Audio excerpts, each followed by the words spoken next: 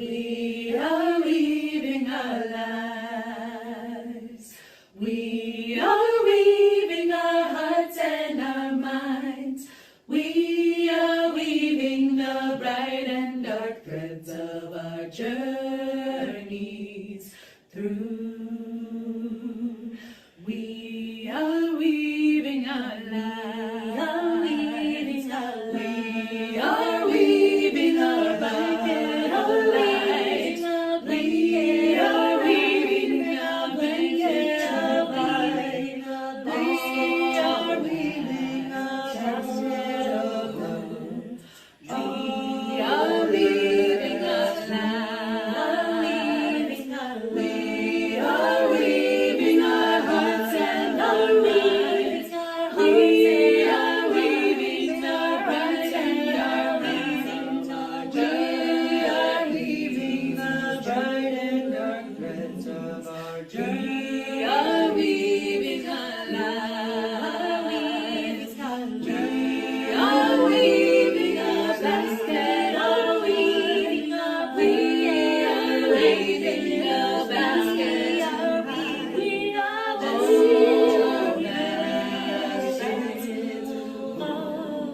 We are weaving our lives. We are weaving our hearts and our minds. We are weaving the bright and dark threads of our journeys.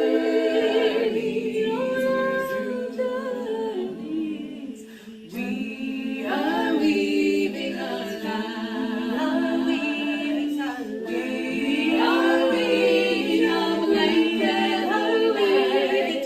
We are weaving a basket of light.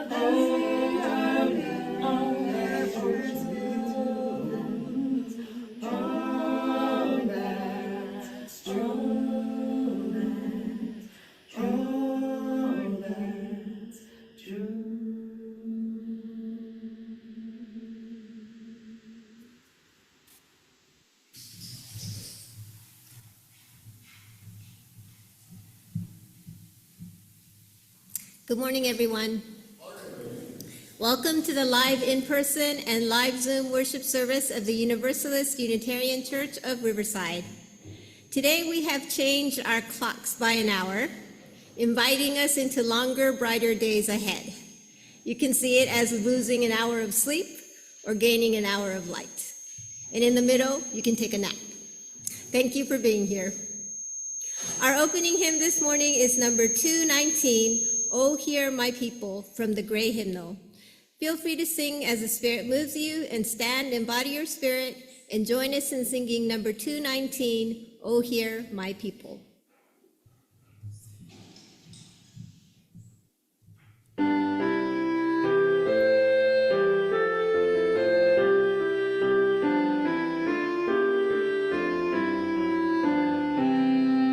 O hear my people, hear me well. I have no need for sacrifice, but mercy, loving kindness shall alone for life and good suffice.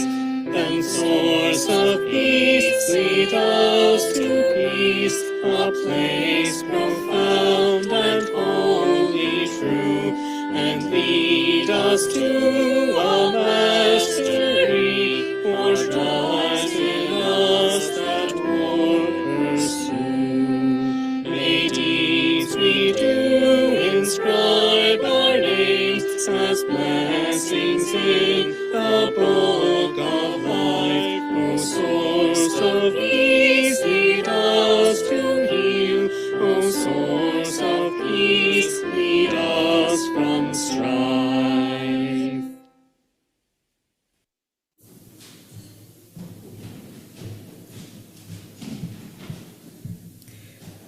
Thank you for joining us here in person, and thank you for joining us remotely by Zoom, where we will continue live streaming and posting these services on our YouTube channel for all of our virtual attendees.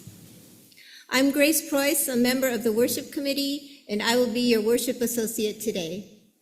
Other members of the worship committee who make this service possible include Alec Peck, our music coordinator, who is also speaking to us for us today, and Adam Wedeking and Margaret Johnston, who is controlling the audio visual, and also Kate Lewicki, who is in charge of our sound system in the back.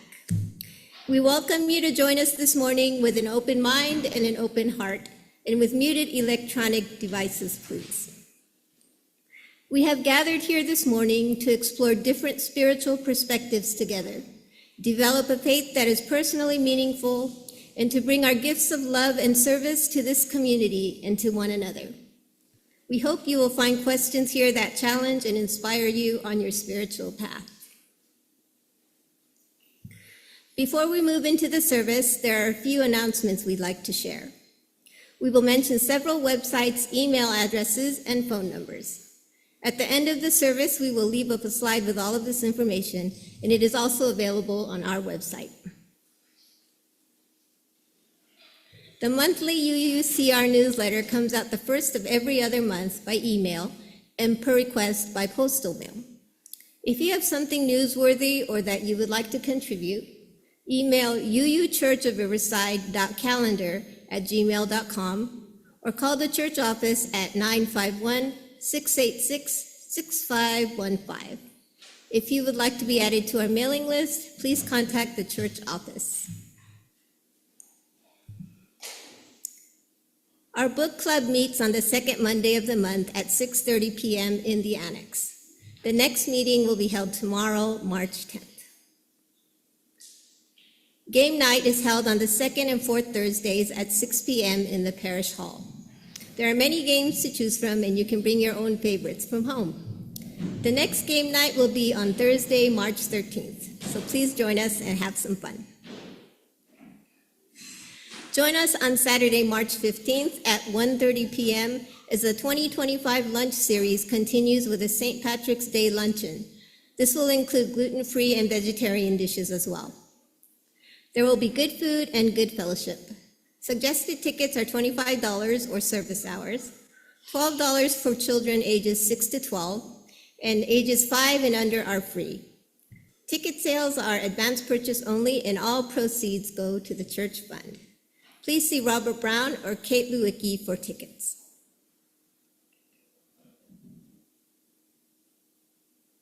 Welcome to all of our visitors today, and welcome back to our old friends. We would love to meet you during coffee hour after the service. If you're comfortable doing so, please give us a wave so that we can recognize you later.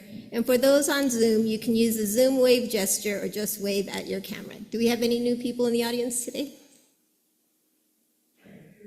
Welcome. Thank you for coming. Please leave your name before you leave so that we know you are here, and leave your contact information if you want updates on church events. There will also be a short discussion after the service to share your reflections with us. For those online, the best way to get added to the mailing list is to email the church office at admin@uuchurchofriverside.org.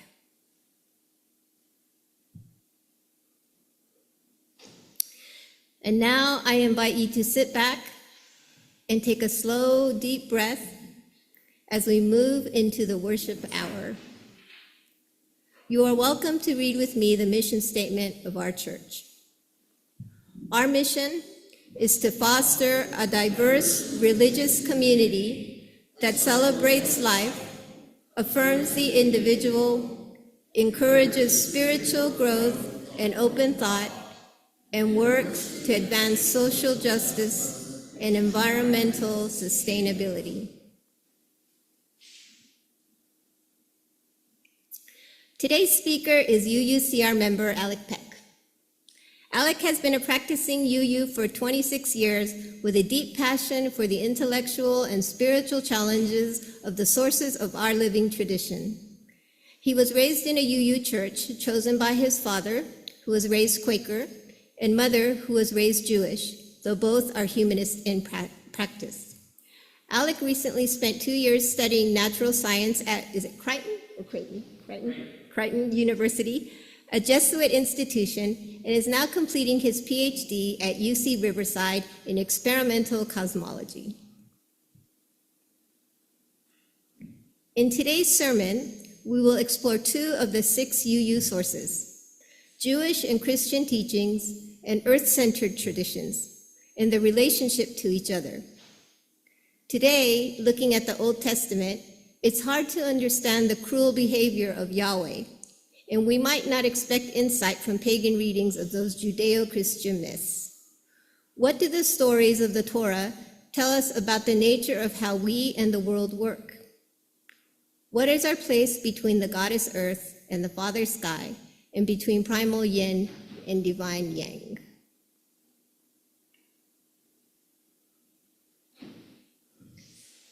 Now we have 2 lightings of sacred flames.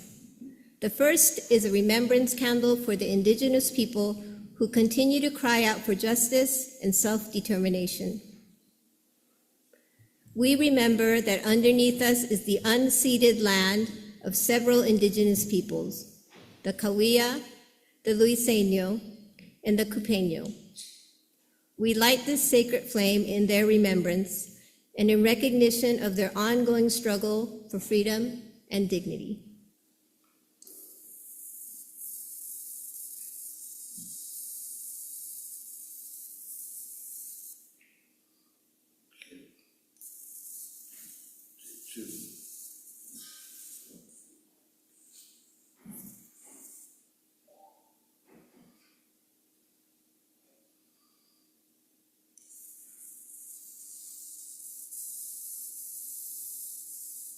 There we go.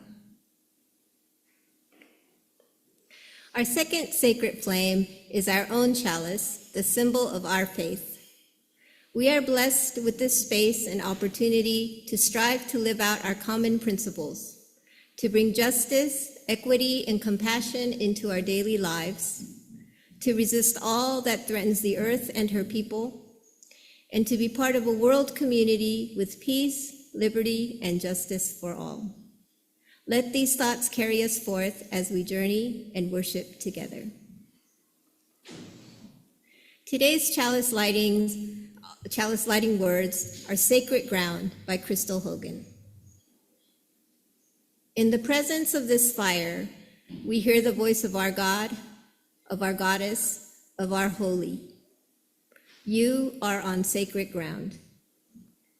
In the presence of the flame, in me, in you, in us, moving, resting, gathering, we are on sacred ground. In the presence of this fire, we are compelled to take up a torch, to carry a flame, to seek sacred ground. In the presence of this spark, we are committed to light the fire of passion, of life, of holy work, to journey towards truth on sacred ground.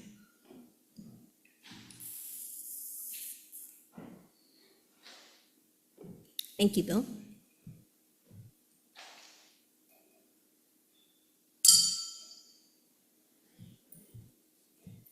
Our hymn now is number 1008, When Our Heart is in a Holy Place, from the Teal Hymnal.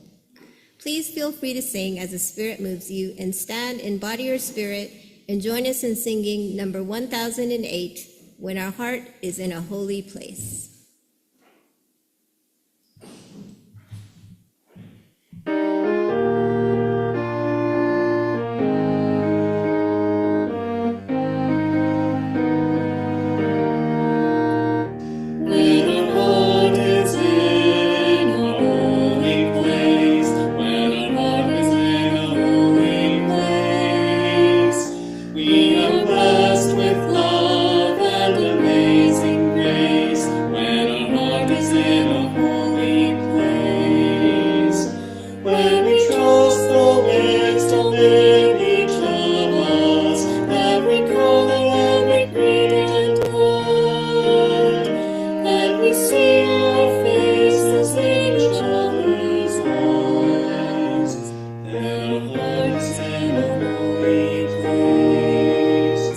When our heart is in a holy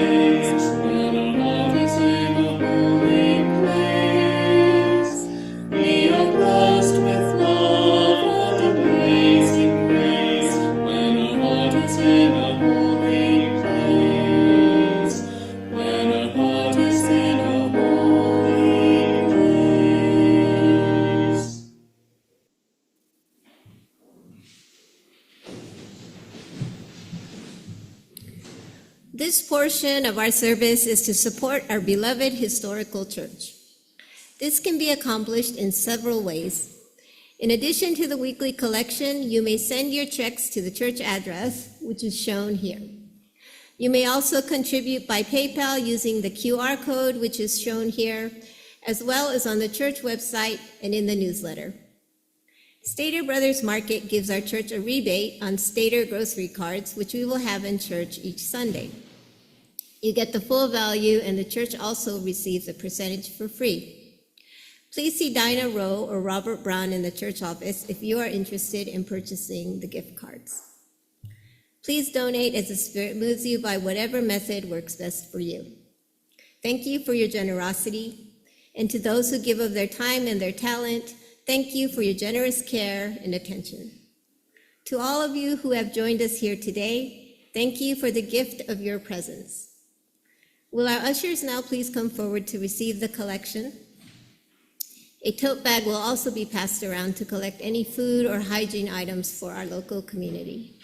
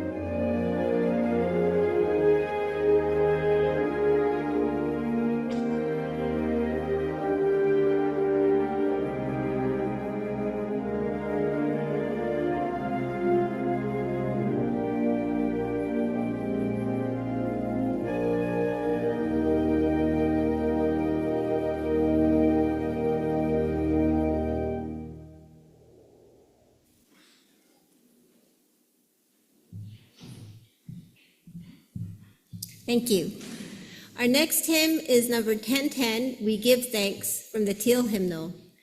Feel free to sing as the Spirit moves you, and stand, embody your spirit, and join us in singing hymn number 1010, We Give Thanks.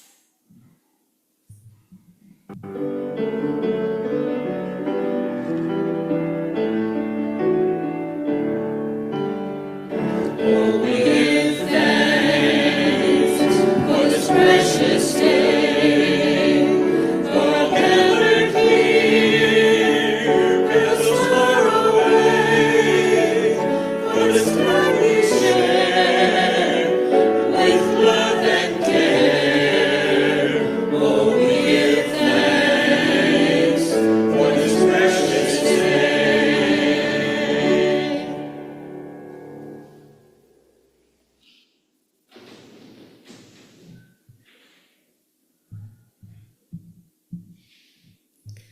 Our meditation today is Here I Am by Elaine Keziah.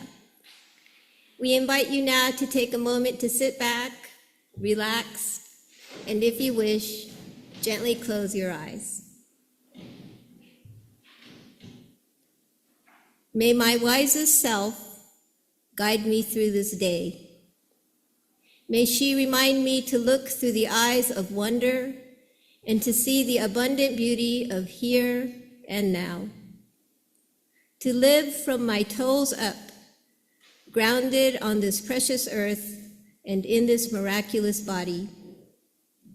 To open my heart, flinging wide its shutters so no defenses cut me off. To employ my hands to create beauty, to soothe suffering, and to unlock potentials. Eyes, feet, heart, hands. From here, I can wake to my life and the gift that it is. From here, I can move through my day with simple ease. From here, I can spread compassion and love. From here, I can mend the world. May I be in harmony today with the current that flows through all. And may I be a faithful expression of this sacred source. Here I am. Amen. Now let us pause for a moment of silence.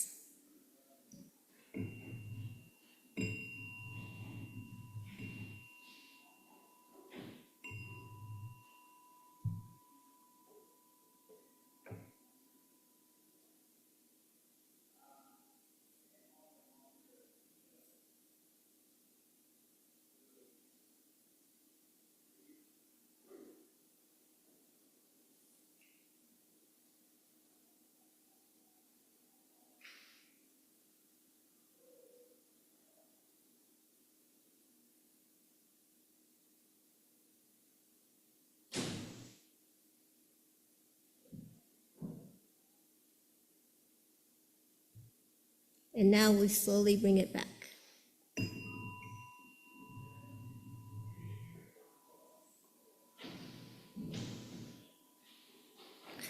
Now I would like to introduce Alec Peck, who will be speaking to us on Yahweh and the goddess Earth. Alec?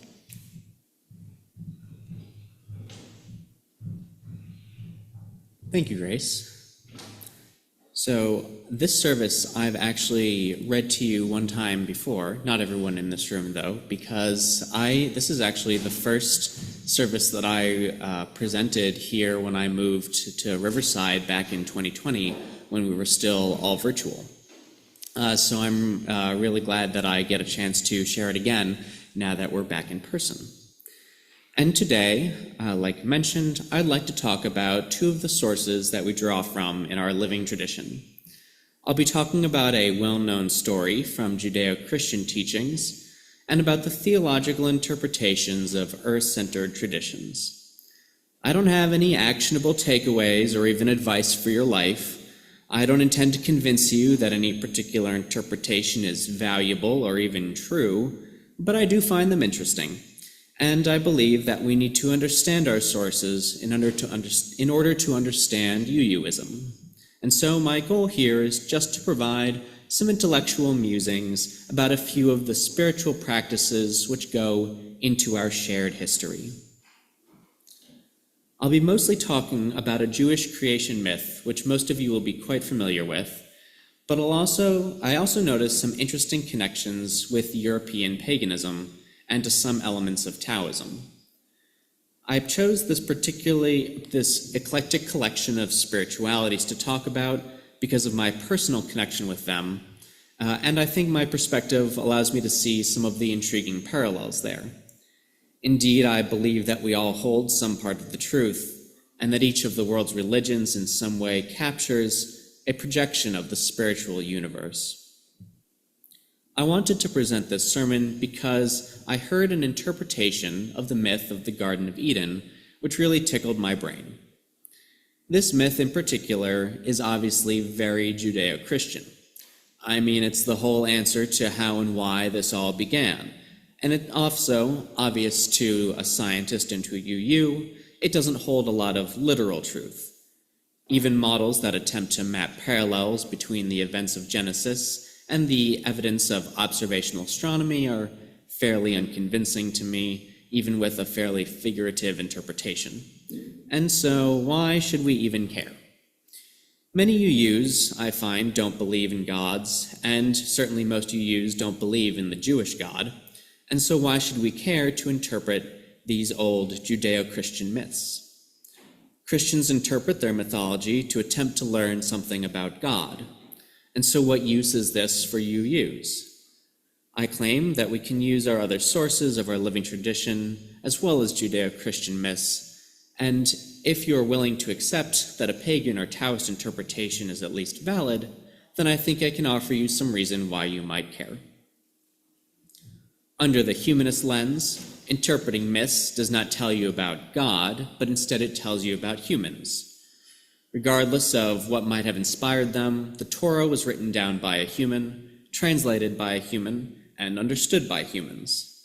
Therefore, to understand mythology is to understand humanity. Ideas about the source of the physical world and of morality can reflect some aspect of our human psyche and help us to understand what it means to be human, something that seems to get harder every day. And in the pagan lens, to understand mythology is to understand the natural world. The myths of morality and creation were written to explain the world that we experience, and everything we know comes from our experience of the natural world, and so myths are our attempt to connect our inner lived experience to the physical world we share. And of course, this exchange, I believe, works both ways.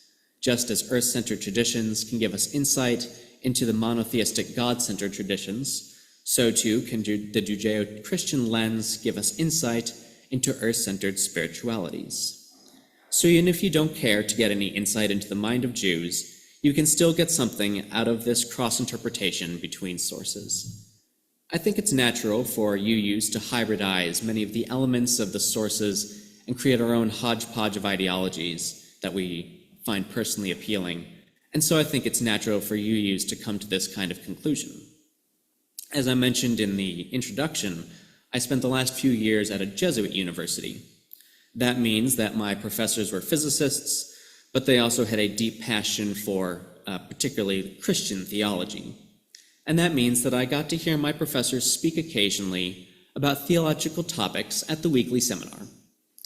My classical mechanics professor was telling a personal anecdote about how surprised he was to feel a sense of holiness and a sense of God's presence while out in nature, to which I thought this could only be surprising to a Catholic for whom God can only be contacted through the church.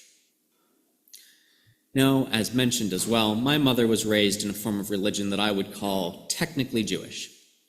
I'm not sure if my grandpa Dave has ever been to a synagogue in my lifetime, and if he has, it wasn't as often as we got him into a UU church. I'm fairly certain Grandpa Dave doesn't believe in Yahweh, nor does he really believe in any conventional heaven, if any. Despite this, he seems to believe in the power of curses placed on the lands where atrocities occurred, curses which can be placed upon families for their sins. A few years ago, I might have categorized him firmly as humanist, but these superstitious beliefs fall more in line with paganism. These themes which he believes are also clearly derived from Jewish beliefs, and it's interesting to me that the non-theistic, mystical part of Judaism were what resonated with him. There's actually pretty significant overlap between the Jewish ideas of Yahweh and the tangible forces of nature, especially when compared with the Christian idea of God. Yahweh is a local God among many, the God of the Jews, who can exist separately from the Greek pantheon and from the goddess Earth and Father Sky.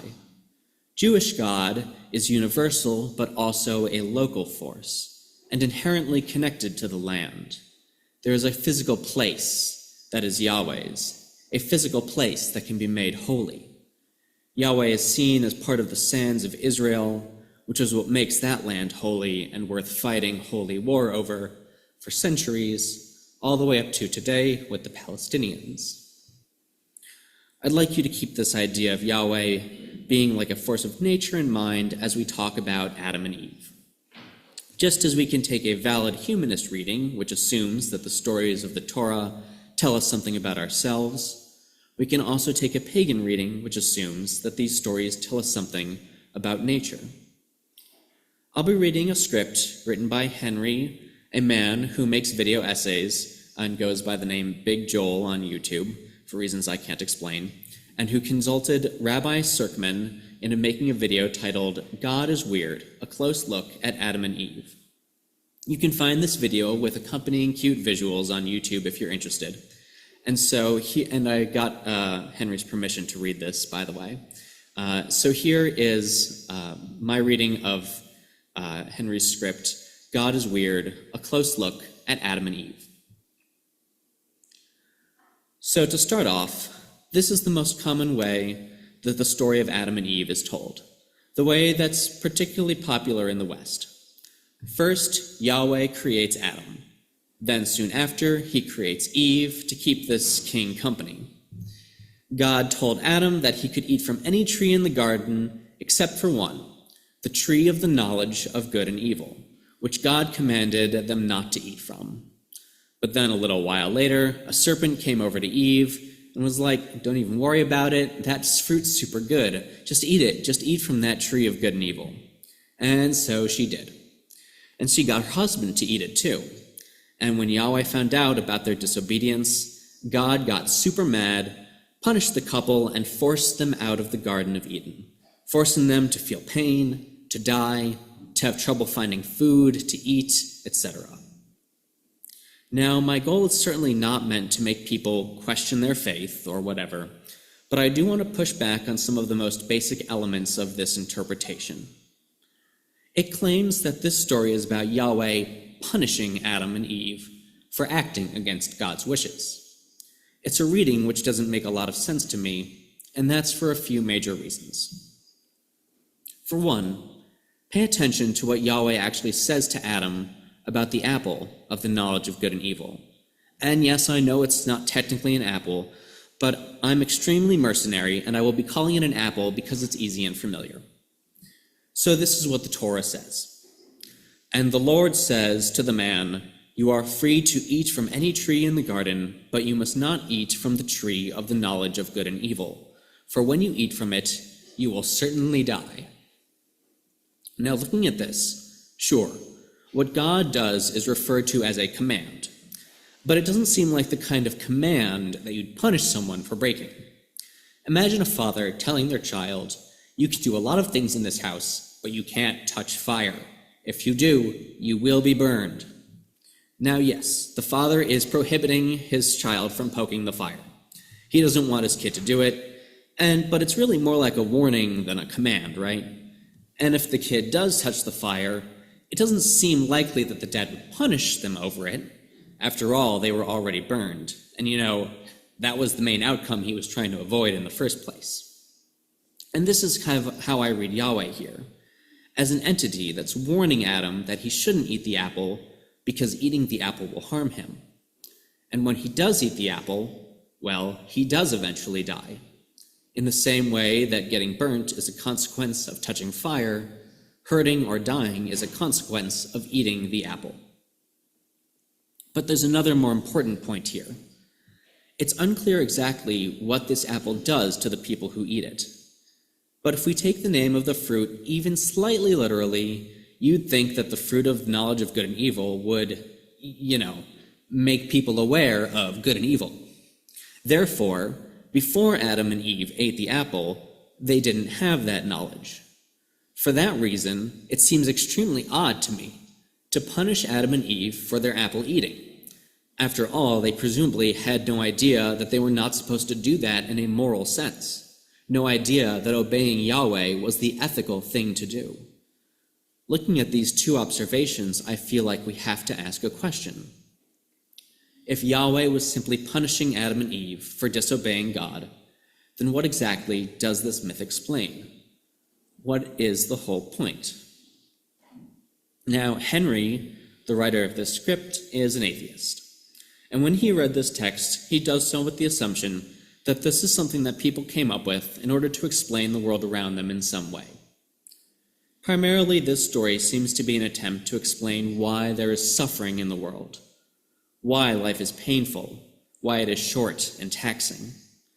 But if Yahweh was punishing us, even though what God said reads more like a warning than a demand, even though the people God was talking to had no understanding of morality, then God would just be a terrible, arbitrary weirdo who harmed people under unfair circumstances. And what does that say about why we suffer? What does that add to our understanding? Nothing. It just says that we suffer because we do, because someone randomly decided that we should. All right, cool, interesting. And for those reasons, I have to assume that if there is any thematic value to this story, it comes in the understanding that Yahweh did not wish us poorly when he kicked us out of the Garden of Eden.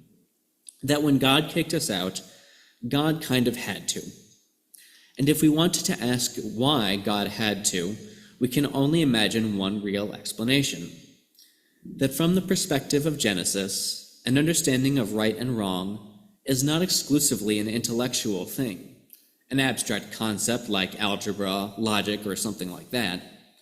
Rather, having an ethical mind requires having a world where those ethics matter, where people can experience terrible things, where actions have severe and important consequences, where you can understand why inflicting harm is bad because you know what it is to be harmed.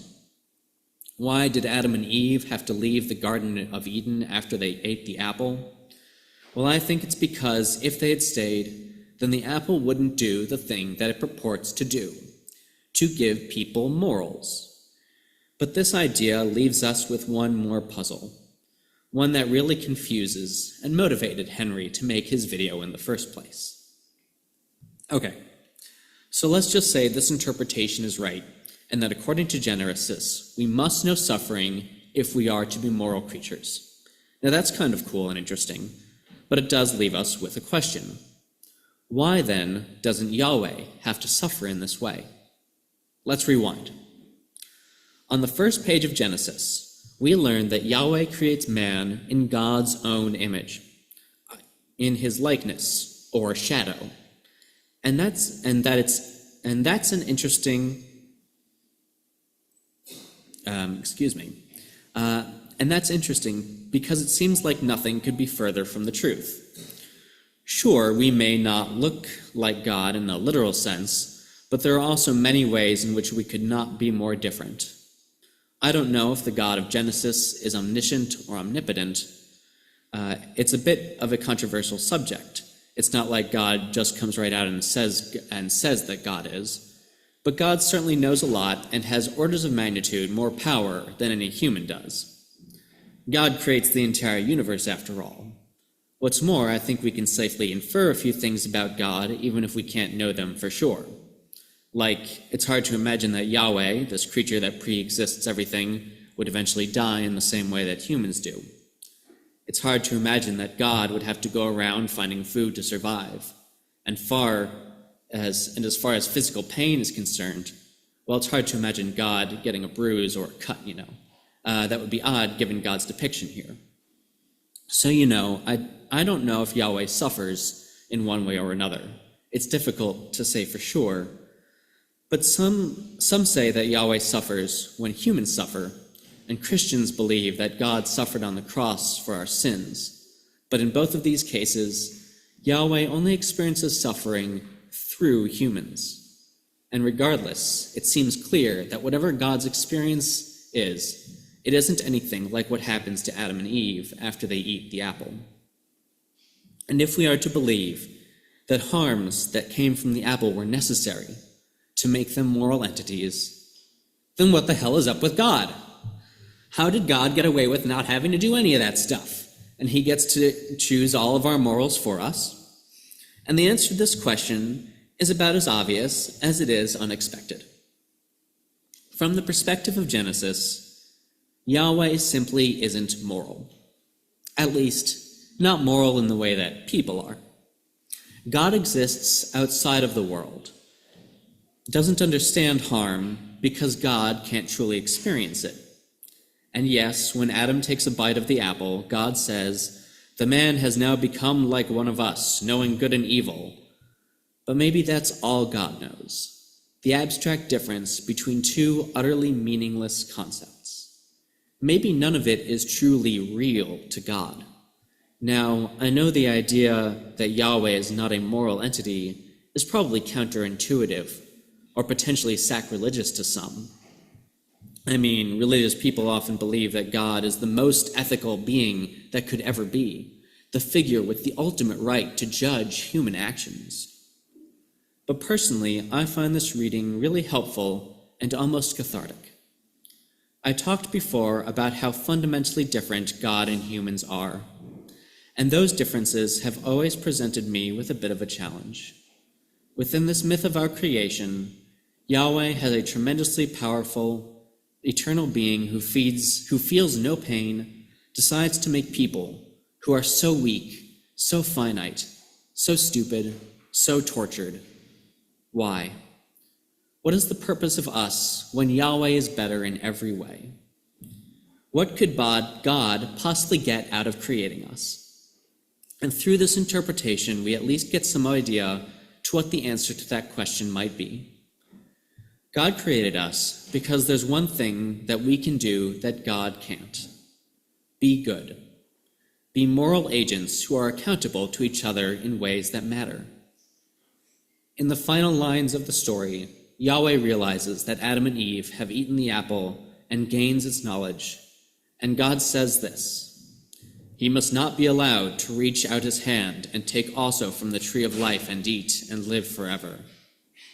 Then, as the couple walks away, Yahweh places a flaming sword in front of the tree of life to prevent their returning to it. Looking at this final line, I always feel tempted to think of Yahweh as selfish. And to be clear, I think that interpretation is pretty fair. Why does God get to eat both the fruit, get to eat both fruits, both live forever and get to know good from evil? Why would God deprive us of the gift that God has? The God of the Torah, and particularly of Genesis, seems generally awful, doesn't God? Knocking our towers down, murdering us, flooding the entire earth because God didn't like God's own creations. And we can read this as just another example of that awfulness, God forcing us to suffer in ways that God never has to. But I don't think that's the whole story. After all, Yahweh is the sort of being who would flood the earth. Yahweh is the sort of being who would flood the earth and murder us and knock down our towers. And in this moment, God had a choice: to allow us to eat the fruit of life and be like that, be gods, or to have us be people. And maybe Yahweh chose the latter, because God knew that at some level we could be better than God is. Now that's the end of Henry's script. But I think there's still a little bit more to draw from taking an explicitly pagan reading of this. In this story, we see that Yahweh is amoral, or at least in some way outside of morality.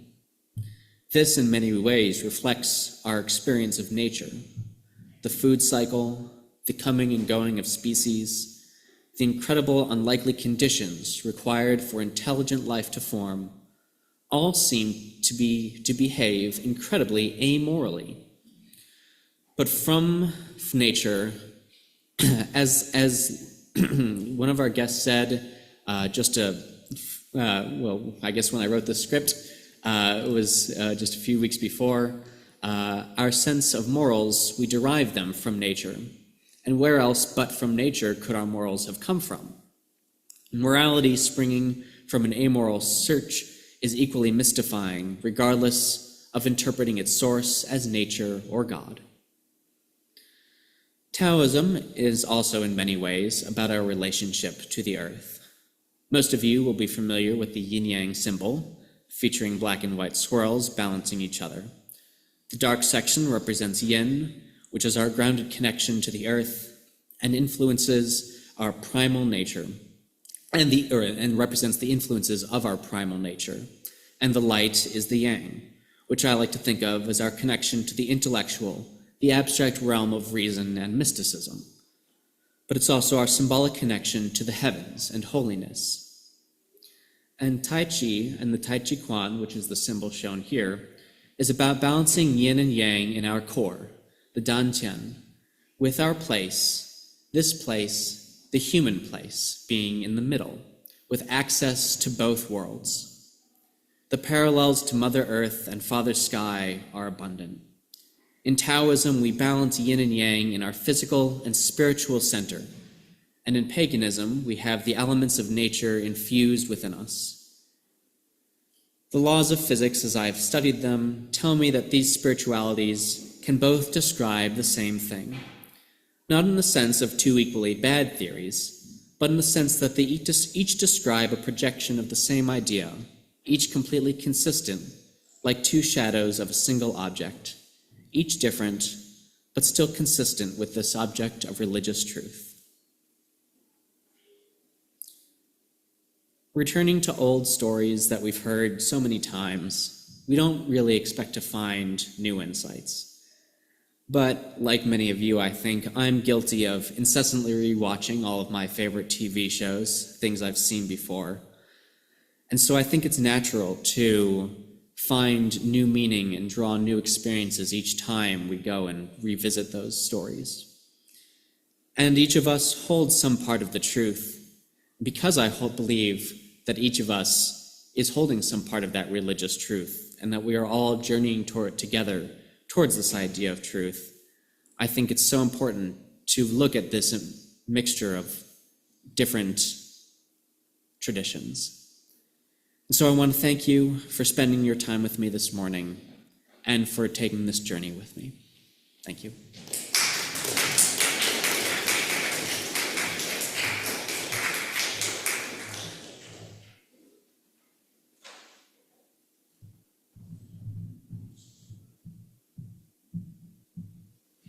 Thank you, Alec, for that thought-provoking sermon. Our closing hymn now is number 1054, Let This Be a House of Peace, from the Teal Hymnal. Feel free to sing as the Spirit moves you and stand in body or spirit, and join us in singing hymn number 1054, Let This Be a House of Peace.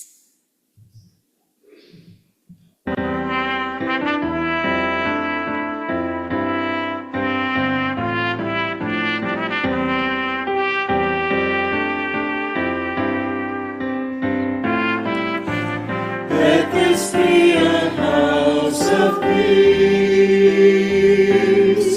of nature and humanity, of sorrow and elation.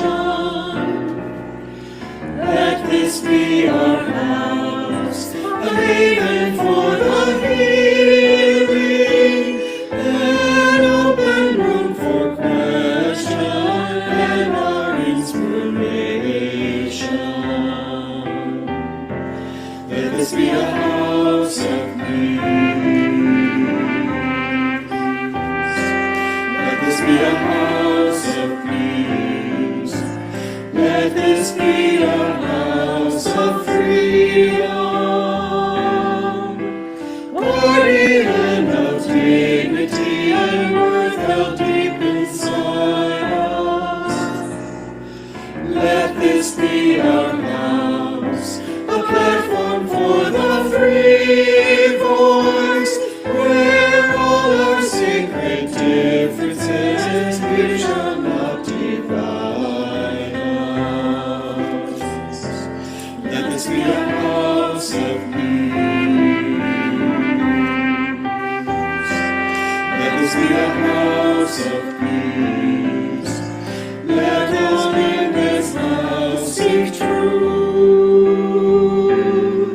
where scientists and mystics abide in reverence sleep. Let this be our house, a house of our creation, where works of art and melodies consecrate the atmosphere. Let this be a house of peace. Let this be a house of peace.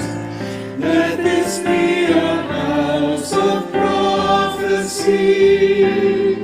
May vision for our children be our common theme. Let this be our house of faith and lore and legend, a trove of ancient story and cradle of our tender dreams.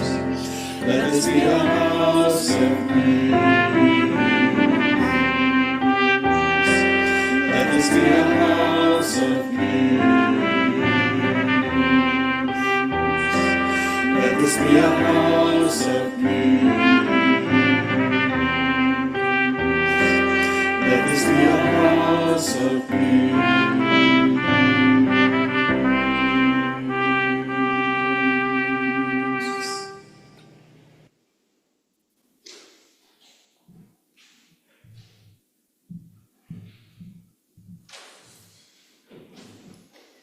We are on a journey. We didn't plan it. We didn't have time for the bread to rise. We may find ourselves in the wilderness, hungry and thirsty, doubting that we should ever have come. But look around. We are not alone. It is our journey together, a journey to our better selves, a journey to a better world, a journey to a more promised land. Namaste, Amen, and blessed be. Thank you, Alec, for sharing your valuable time and insights with us this morning. It is sincerely appreciated, and we look forward to seeing you again.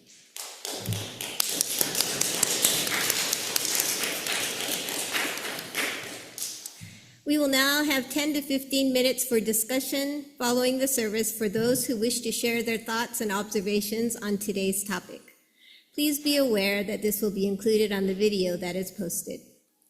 For the rest of you, you are now welcome to adjourn into the parish hall.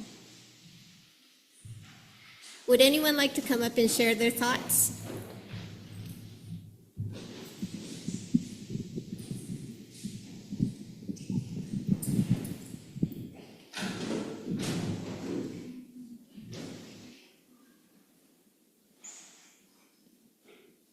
I'd like to read that again. I wonder if you could tell us where we could find it out. I'm sorry, can you repeat that? I'd like to read the talk you read. I can share the script, yes. The middle section that I read from Big Henry Joel's video can be found on his YouTube channel. And I can share with you the script that I read.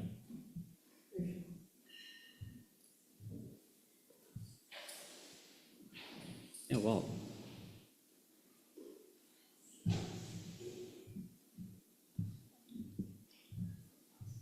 I enjoyed this talk.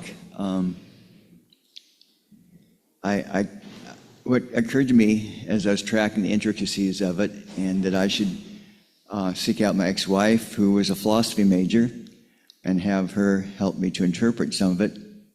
I did think about how I have the power to stand up here and tell you a few things from math and physics that will guaranteed to make you fall asleep, just like that. And so I was thinking about sometimes the interpretation, religion, for example, gives people something that they can comprehend, but things like math that builds upon piece has to be studied for years. If you give a piece of it without leading someone up through that progression, they will immediately fall asleep, or if not, their eyes will glaze over and then they'll leave immediately.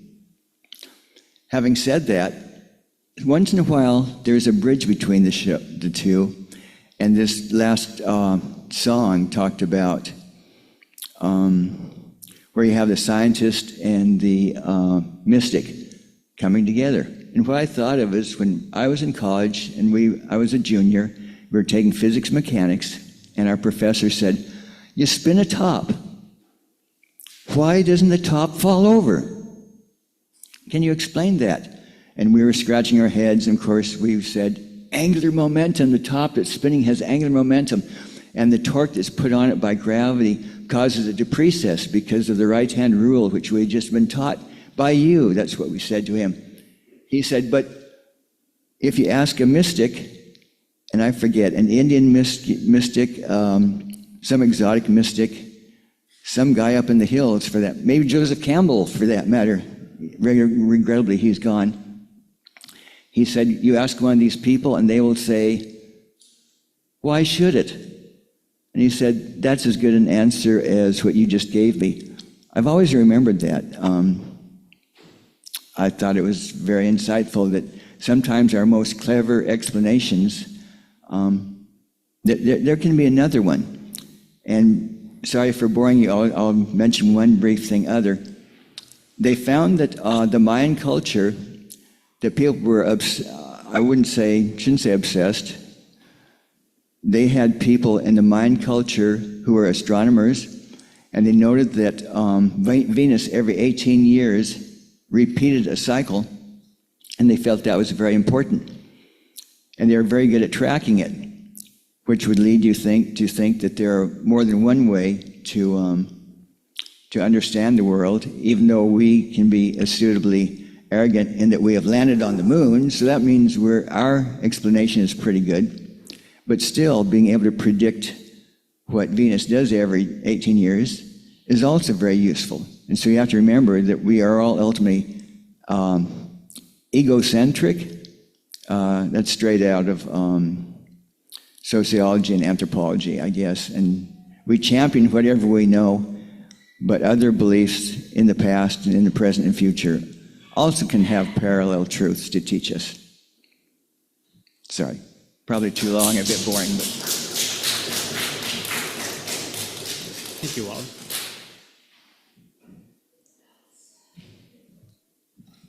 Hello, Alec. This is my first time here to the Unitarian Church. I'm a visitor, and I'm a Christian.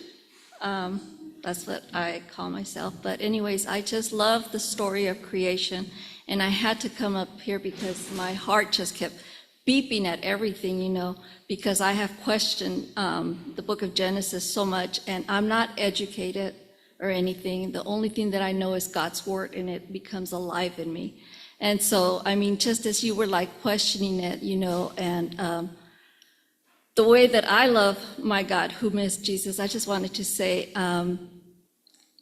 when I was questioning the book of Genesis, he asked me, my name's Maribel, by the way, so he asked me, Maribel, did I create a prison paradise?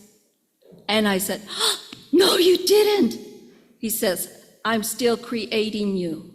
And and to this point, it's like he's still creating me. And, God's word says in the beginning was the word, and the word was with God, and the word is God.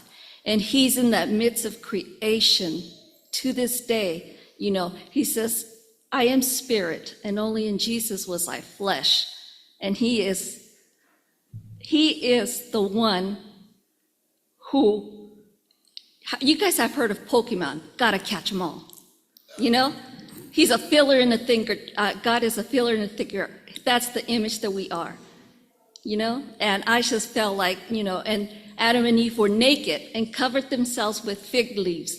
And then God himself, later on used the first sacrifice, and he covered him with a tunic.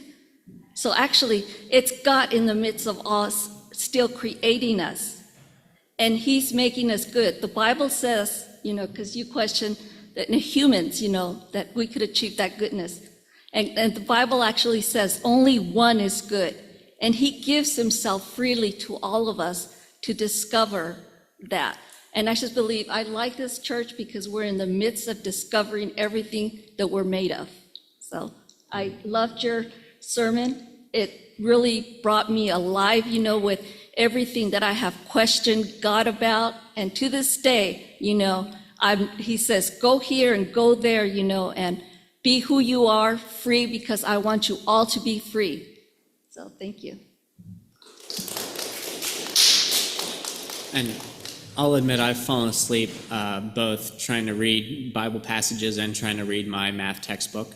I've fallen asleep to both of them. And in both cases, I've found that if you can manage to stay awake for the more in-depth stuff, there's a lot of very interesting, unknowable things that are in there, where there simply are no clear answers. Whether it's and I think what's common between mystics and scientists is it's fundamentally about being skeptical, and it's about wondering why everything is and questioning those things. And the magic and the power of the gods is manifold. And even if you look at angular momentum and mass, the farther you look into what those things mean, again, once you manage to stay awake, those answers are just as convoluted and unsatisfying as God's answers. Bill. You set me up for a couple of. Bill, could you please speak into the microphone? Hello, microphone. At the microphone. Okay, that's different. You set me up for a couple of what I hope are great lines, but they certainly stir me right now. First of all, the line about the saying that the thing is so at a particular time.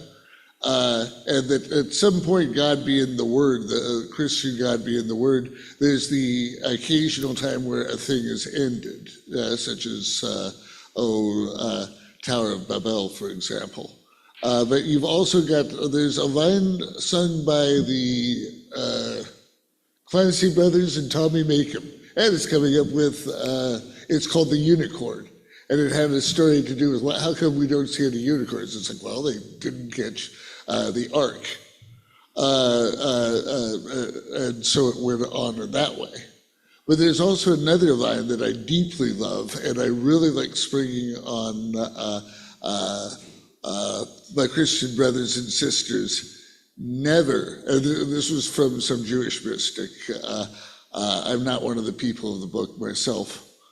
But there's a line that says, never, ever put a period where God put in a comma. Yeah. And you set me up for that one, and this is not me counterpunching, this is adding in because two good things better when mixed. As a pagan, I've been able to look at, the mix that happens here and there. And when we can keep from butchering each other, it's amazing things can happen when we mesh some of the ideas here and there. Not even the way they used to in the old days. Some of the pagan groups were, because they thought the main miracle was, life coming from the womb. So anytime there's an archos, a patriarch, matriarch, somebody is left out of the big dance. And you don't get to rule, you don't get to add, you don't get to add your stuff to the recipe. Big sloppy recipes are the keys. And let's have that comma in there. Now there's some recipes I will not try, like I will not be eager to try, like dill pickles and vanilla ice cream. But it doesn't mean I won't think about it. But at any rate, the idea of the mix as we grow older and we can pick and choose from an entire universe full of stuff that's where I want to be. Diane.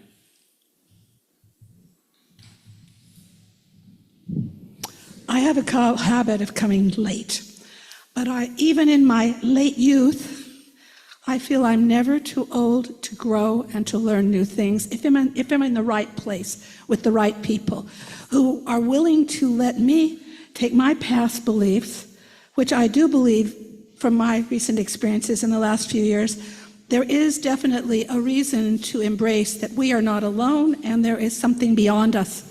I don't know that I can give that a specific name. I was raised with a specific name, but whatever my name was that I was raised with, what I enjoy about this church is the marvelous expansion of thought and the universal approach to something we may not know, but with what we already know, how we can grow by being together. Because while we're on this earth, we are all in it together. When we forget that, we are separating ourselves from the best that we can be as mortals. And for that, I celebrate this church and those that are here willing to spend their day at this point in day sharing thoughts, growing from the experience, thoughts planted, worth percolation and worth growth. Let's continue to water those ideas and expand our horizons in thinking while we're here, all in it together. Thanks for listening.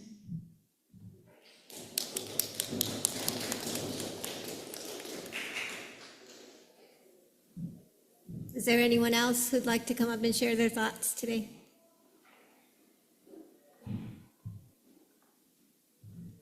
Not exactly else, but